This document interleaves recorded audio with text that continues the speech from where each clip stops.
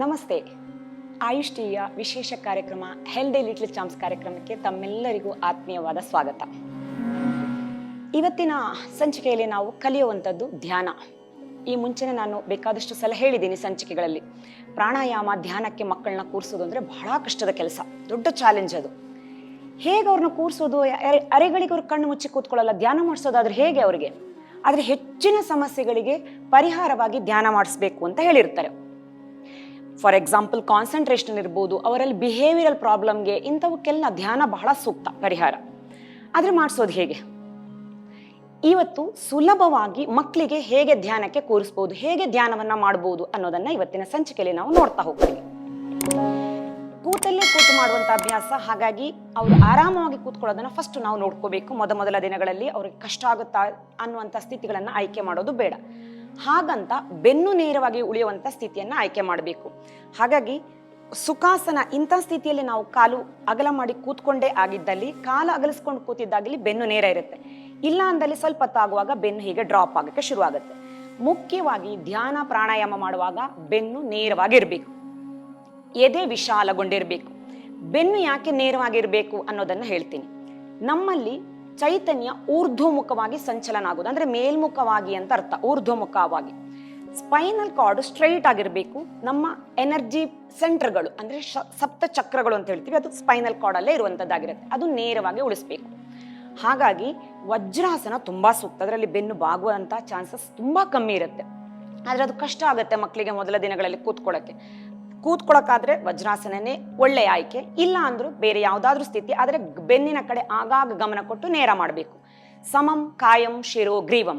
ಶಿರದ ಭಾಗ, ನಮ್ಮ ಕಾಯದ ಭಾಗ, ಮೇಲ್ಕಾಯದ ಭಾಗ, ಆಮೇಲೆ ಗ್ರೀವದ ಭಾಗ, ಕತ್ತಿನ ಭಾಗ, ಇದಿಷ್ಟು ಒಂದೇ ನೇರ ರೇಖೆಯಲ್ಲಿ ಇರೋ ಹಾಗೆ ನೋಡಬೇಕು. ಮೊದಲನೇದಾಗಿ ನಾವು ಆಗ್ಲೇ ಹೇಳಿದೆ, ಎದೆ ವಿಶಾಲಗೊಂಡಿರಬೇಕು.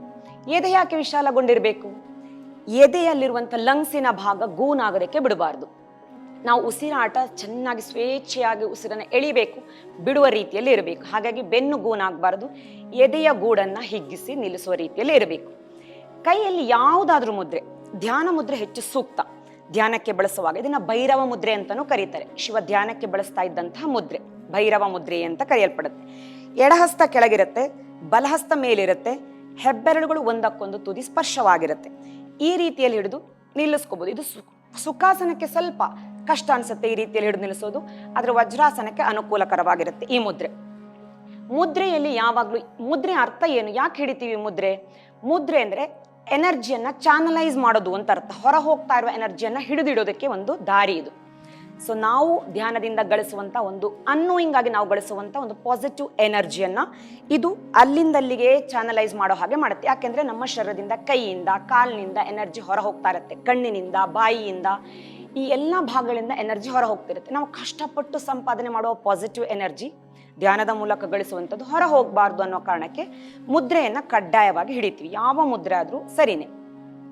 ಹಿಡ್ಕೊಂಡ್ವಿ, ಬೆನ್ನು ನೇರ ಇಟ್ವಿ, ಭುಜ ವಿಶಾಲಗೊಳಿಸ್ಕೊಂಡ್ವಿ, ಮೃದುವಾಗಿ ಕಣ್ಣನ್ನ ಮುಚ್ಚಿ ಕೂತ್ಕೊಳ್ತೀವಿ. ಇಲ್ಲಿ ನಾವು ಗಮನಿಸಬೇಕು, ಶರೀರವನ್ನ ಸಂಪೂರ್ಣ ಸಡಿಲ. ನಾನು ನೇರ ಅಂದೇ ವಿನಃ ಟೈಟ್ ಮಾಡೋಬೇಕು ಅಂತ ಹೇಳಿಲ್ಲ. ಬೆನ್ನಿನ ಭಾಗ ನೇರ ಆದಾಗ ಗಮನ ಇಲ್ಲದೆ ನಾವು ನೇರ ಅನ್ನುವಾಗ ಟೈಟ್ ಮಾಡಿಬಿಡ್ತೀವಿ. ಬೆನ್ನನ್ನು ಟೈಟ್ ಮಾಡಕೂಡ್ದು. ಬಾಡಿಯನ್ನ ರಿಲ್ಯಾಕ್ಸ್ ಆಗಿ ಸಡಿಲವಾಗಿ ಬಿಡಬೇಕು. ಎಷ್ಟು ಸಡಿಲ? ನಮಗೆ ಡಾಕ್ಟ್ರು ಇಂಜೆಕ್ಷನ್ ಕೊಡ್ಬೇಕಾರಲ್ಲ ಹೇಳ್ತಾರೆ, ಫ್ರೀ ಬಿಡಿ ಅಂತ. ಇಂಜೆಕ್ಷನ್ಸ್ ಪಾಸ್ ಆಗಿ ಹೋಗ್ಬೇಕಾದ್ರೆ ನಮಗೆ ನಾವು ಅಷ್ಟು ಸಡಿಲವಾಗಿ ಬಿಡಬೇಕು ಅಂದ್ರೆ, ಇನ್ನು ಪ್ರಾಣಶಕ್ತಿ ನಮ್ಮ ಚಾನಲ್ಸ್ಗಳಲ್ಲಿ ಹೋಗ್ಬೇಕಾದ್ರೆ ಇನ್ನೆಷ್ಟು ಫ್ರೀಯಾಗಿ ನಾವು ಶರೀರವನ್ನ ಬಿಡಬೇಕು ಅನ್ನೋ ಒಂದು ಕಲ್ಪನೆ ನಮ್ಗಿರ್ಬೇಕು. ನಾನು ಇದನ್ನ ನಿಮ್ಗೆ ಅರ್ಥ ಆಗಕ್ಕೆ ಬಹಳ ಸುಲಭದಲ್ಲಿ ಹೇಳ್ತೀನಿ. ಏನಪ್ಪಾ ಅಂದ್ರೆ, ಶರೀರದಲ್ಲಿ 3 ವೈರ್ ಸಿಸ್ಟಮ್ ನಮ್ಮ ಬಾಡಿಯಲ್ಲಿ. ಒಂದು ರಕ್ತನಾಳಗಳು, ಎಲ್ರಿಗೂ ಚಿರಪರಿಚಿತ, ಆರ್ಟರೀಸ್, ವೇನ್ಸ್ ಅಂತ ಹೇಳ್ತೀವಿ. ರಕ್ತನಾಳಗಳು ಅದೊಂದು ರೀತಿ ಮನೆಯಲ್ಲಿ ಪೈಪ್ಗಳು, ನಳ್ಳಿಗಳಿದ್ದ ಹಾಗೆ ರಕ್ತ ಸಂಚಾರ ಆಗುತ್ತೆ, ನೀರಿನ ದ್ರವ ಪದಾರ್ಥ ಸಂಚಾರ ಆಗುವಂಥದ್ದು ಅಂತ ಲೆಕ್ಕ. ಇನ್ನು ಅದೇ ರೀತಿ ನರಗಳು ಯಾವಾಗಲೂ ಮೆಸೇಜ್ ಅನ್ನ ಪಾಸ್ ಮಾಡೋದಕ್ಕಿರುತ್ತೆ ನಮ್ಮ ಶರೀರದಲ್ಲಿ. ಹಾಗೆ ನಮ್ಮ ಮನೆಯಲ್ಲಿ ಟೆಲಿಫೋನ್ ವೈರ್ಗಳಿದ್ದ ಹಾಗೆ ಒಂದು ರೀತಿಯಲ್ಲಿ ಅದು ಟೆಲಿಫೋನ್ ವೈರ್ ಮೆಸೇಜ್ಗಳನ್ನ ಪಾಸ್ ಮಾಡ್ತಿದ್ದ ಹಾಗೆ. ಇನ್ನೊಂದು ಬಹಳ ಮುಖ್ಯವಾಗಿರೋದು ಅಂದ್ರೆ ನಾಡಿಗಳು, ನಾಡಿಗಳು, ಆಮೇಲೆ ನಾಳಗಳು, ರಕ್ತನಾಳಗಳು. ನಾಡಿಗಳು ಅಂದ್ರೆ ಏನು? ಚಾನಲ್ಸ್ಗಳು. 72,000 ಚಾನಲ್ಸ್ಗಳು ನಮ್ಮ ಶರೀರದಲ್ಲಿದೆ. ಎಷ್ಟು ಸೂಕ್ಷ್ಮವಾಗಿರ್ಬೇಕು ಅಂತ ಕಲ್ಪನೆ ಇರಬೇಕು ನಮಗೆ. ಕೂದಲಲ್ಲಿ ಎಷ್ಟೇ ದೊಡ್ಡದಾಗಿರುತ್ತೆ ಅಷ್ಟೇ ದಪ್ಪ ಇರುತ್ತೆ. ಅಂತ ಚಾನಲ್ಸ್ಗಳೊಳಗೆ ಪ್ರಾಣಶಕ್ತಿ ಸಂಚಾರ ಆಗ್ತಾ ಇರುತ್ತೆ. ಧ್ಯಾನಕ್ಕೆ ಕೂತ್ಕೊಳ್ಳುವಾಗ, ಪ್ರಾಣಾಯಾಮಕ್ಕೆ ಕೂತ್ಕೊಳ್ಳುವಾಗ ಇದರ ಅರಿವು ನಮಗೆ ಚೆನ್ನಾಗಿರ್ಬೇಕು. ಹಾಗಾಗಿ ಶರೀರ ಸಂಪೂರ್ಣ ಸಡಿಲಾಗಿರ್ಬೇಕು.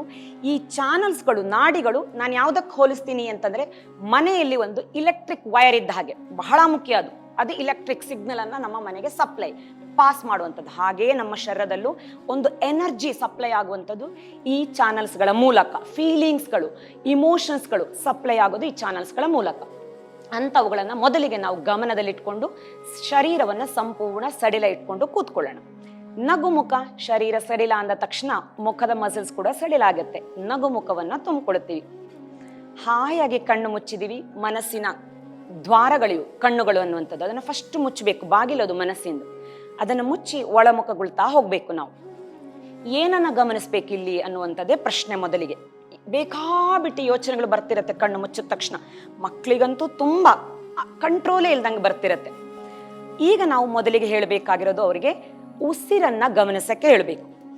ಉದ್ದ ಉಸಿರು ತಗೊಂಡು ಉದರ ಶ್ವಾಸವನ್ನ ಆರಂಭ ಮಾಡಬೇಕು. ಉದರ ಅಂದ್ರೆ ಅಬ್ಡಾಮಿನಲ್ ಶ್ವಾಸ. ಸೊ ಅಬ್ಡಾಮಿನಲ್ ಬ್ರೀದಿಂಗ್ ಅನ್ನ ಆರಂಭ ಮಾಡಬೇಕು. ಇನ್ಹೇಲ್ ಮಾಡಬೇಕು, ಹೊಟ್ಟೆಯನ್ನ ಬಲೂನ್ ರೀತಿಯಲ್ಲಿ ಉಬ್ಬಿಸ್ಕೋಬೇಕು. ಎಕ್ಸೇಲ್ ಮಾಡ್ತಾ ಹೊಟ್ಟೆಯನ್ನ ಒಳಕ್ಕೆ ಎಳಿತಾ ಬರಬೇಕು. ಅವಾಗ ಶರೀರ ಮನಸ್ಸು ಹೊಂದಾಣಿಕೆ ಆಗಕ್ಕೆ ಶುರುವಾಗುತ್ತೆ. ಅವರಲ್ಲಿ ನಿಧಾನ ಆಗಕ್ಕೆ ಶುರುವಾಗುತ್ತೆ. ಬ್ರೆತ್ ನಾವು ಗಮನಿಸ್ತಿದ್ದ ಹಾಗೆ ದೀರ್ಘ ಆಳ ಆಗಕ್ಕೆ ಶುರುವಾಗುತ್ತೆ. ಕಾಮ್ ಡೌನ್ ಸ್ಟೇಟ್ಗೆ ನಮ್ಮ ಮನಸ್ಸು ಬರುತ್ತೆ. ಆಮೇಲೆ ಅದನ್ನ ಟ್ಯೂನ್ ಮಾಡಕ್ಕೆ ಸುಲಭ ಆಗುತ್ತೆ ನಮಗೆ.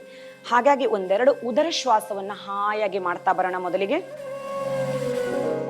ದೀರ್ಘ ಶ್ವಾಸ ಇನ್ಹೇಲ್ ಮಾಡ್ಕೊಂಡು ಹೊಟ್ಟೆಯನ್ನ ಬಲ್ಜ್ ಉಬ್ಬಿಸ್ಕೊಳ್ತೀವಿ. ಎಕ್ಸೇಲ್ ಹೊಟ್ಟೆ ಒಳಕ್ಕೆ.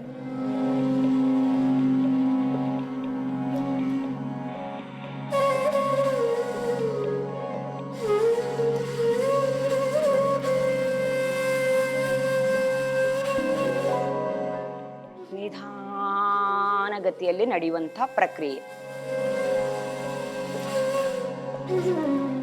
ಈಗ ಪ್ರತಿ ಸತಿ ಶ್ವಾಸ ತಗೋಬೇಕಾದ್ರೂ ಧನಾತ್ಮಕ ಅಂಶವನ್ನ ತುಂಬಿಸ್ಕೊಳ್ಳಕ್ಕೆ ಅವರಿಗೆ ನಾವು ಗೈಡ್ ಮಾಡ್ತಾ ಇರ್ಬೇಕು. ಸೂಚನೆಯನ್ನ ಕೊಡ್ತಾ ಇದ್ರೆ ಬಹಳ ಒಳ್ಳೇದು. ಧ್ಯಾನ ಯಾವಾಗ್ಲೂ ಗೈಡೆಡ್ ಮೆಡಿಟೇಷನ್ ಮಾಡಿದ್ರೆ ಒಳ್ಳೇದು.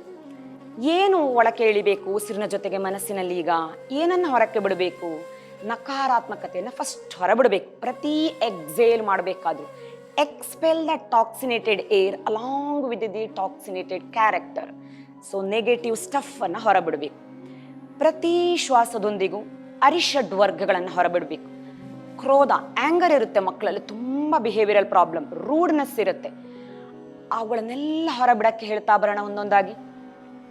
So exhale, release the anger. Frustration ಅನ್ನು ಹೊರಬಿಡೋಣ.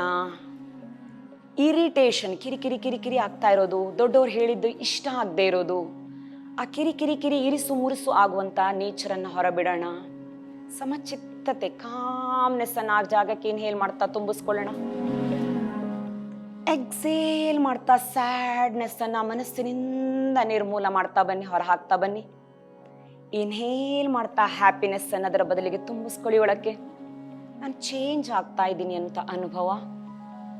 ಒಳಗಣಿಂದ, ಕೋರಿಂದ ನಾನು ಕೋರ್ ಕ್ಯಾರೆಕ್ಟರ್ಸ್ ನಂದು ಚೇಂಜ್ ಆಗ್ತಾ ಇದೆ.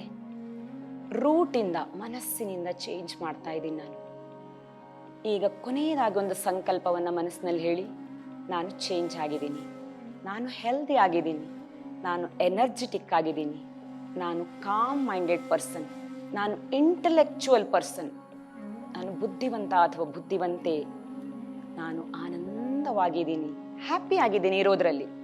ಬೇಡಿಕೆಗಳು ಏನೂ ಇಲ್ಲ, ಏನನ್ನೂ ಪೋಷಕರ ಪಾಲಕರ ಮುಂದೆ ಇಡೋದು ಬೇಡ. ನಾನೆಲ್ಲ ಸಂತೃಪ್ತವಾಗಿದ್ದೀನಿ. ಕಂಟೆಂಟ್ಮೆಂಟ್, ಸ್ಯಾಟಿಸ್ಫ್ಯಾಕ್ಷನ್ ಇದೆ ನನಗೆ ನನ್ನ ಮೇಲೆ, ಎಲ್ಲ ನನ್ನಲ್ಲಿದೆ, ಪೊಟೆನ್ಷಿಯಲ್ ಆಗಿದ್ದೀನಿ ನಾನು ಅನ್ನುವ ಫೀಲ್. ಹಾಯಾಗಿರುವಂಥ ಆನಂದದ ಕ್ಷಣ, ಬ್ಲಿಸ್ಫುಲ್ ಸ್ಟೇಟಲ್ಲಿ ಹಾಗೆ ಮರ್ಚ್ ಆಗ್ಬಿಡೋಣ.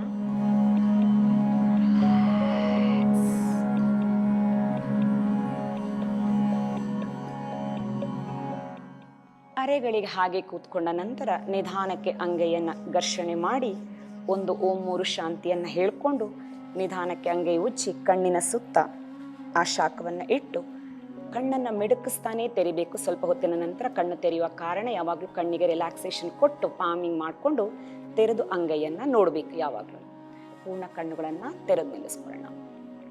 ಸೊ ಇವತ್ತಿನ ಸಂಚಿಕೆ ನಿಮಗೆ ಇಷ್ಟ ಆಗಿದೆ ಅಂತ ಭಾವಿಸ್ತೀನಿ. ಧ್ಯಾನ ಸುಲಭವಾಗಿ ಮಕ್ಕಳಿಗೆ ಹೇಗೆ ಮಾಡಿಸ್ಬೋದು ಅನ್ನೋದನ್ನ ಇವತ್ತು ನಾವು ನೋಡಿದ್ವಿ. ಮುಂದಿನ ಸಂಚಿಕೆಗಳಲ್ಲಿ ಇದೇ ರೀತಿ ವಿಶೇಷವಾದ ಅಭ್ಯಾಸವನ್ನು ಮಕ್ಕಳಿಗೆ ಹೇಗೆ ಕೊಡ್ಬೋದು ಅನ್ನೋದನ್ನ ನೋಡ್ತಾ ಬರೋಣ. ಅಲ್ಲಿವರೆಗೂ ನೋಡ್ತಾ ಇರಿ ಆಯುಷ್ ಟಿವಿ.